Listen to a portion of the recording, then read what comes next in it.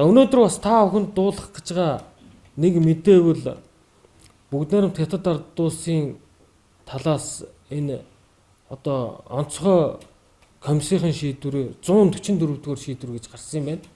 Энэ шийдвэрээр 2023 оны 1-р сарын 8-наас эхлээд зорчигч тээврийн бомбуудыг шатараатай нээх юм шийдвэр гарсан.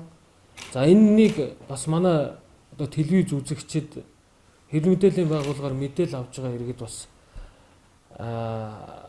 нэлээд бодиттой хүлээж авах хэрэгтэй. Энэ юу гэвэл 1-р сарын 8-наас эхэлж хоёр талын бэлтгэл ажил хангагдсан байдлаас шалтгаалж 1-р сарын 8-наас эхэлж одоо зорчигчийн бомбууд, авцамын бомбууд нээх юм бэлтгэл ажил руу орохоор ийм шийдвэр гарсан байна.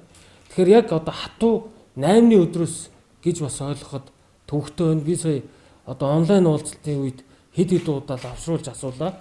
Хоёр талаас бүх бэлтгэл ажил хангагдсан тохиолдолд хамгийн ихний ээлжинд 90 замын үдийн бомбыг одоо нээх ийм одоо ажлыг хоёр талаас эхэлж хангаж ажиллая. Бэлтгэл ажил хангагдсан тохиолдолд одоо тухайн дурдгдсан өдрөөс нээхийг үгүйсэхээ аргагүй. Бэлтгэл ажил бүрэн хангагдаагүй тохиолдолд энэ өдрөөс хойш хугацаанууд тоологдож явна. За ингээд эхний ээлжинд 90 замын үдийн бомбын зорчигчийн хөдөлгөөнийг нээх юм бэлтгэл ажил. За энэний дараа шивээ хөрөн, сэхээ, ханг, мандал, за тэгээ бичигт гих мэт ийм дарааллуудаар энэ бомбуудыг нээх зорчигч ийм хөдөлгөөнийг одоо бүрэн нээх чиглэлээр тодорхой бэлтгэл ажлуудыг хийж байгаа гэдгээ сая Өв Монголын бомбын зөвлөлийг илэрхийллээ. Монгол улс ийм хуурай газраар Өвөр Монголд 14 бомбтоор хилэлдэг. 14 бомбттой.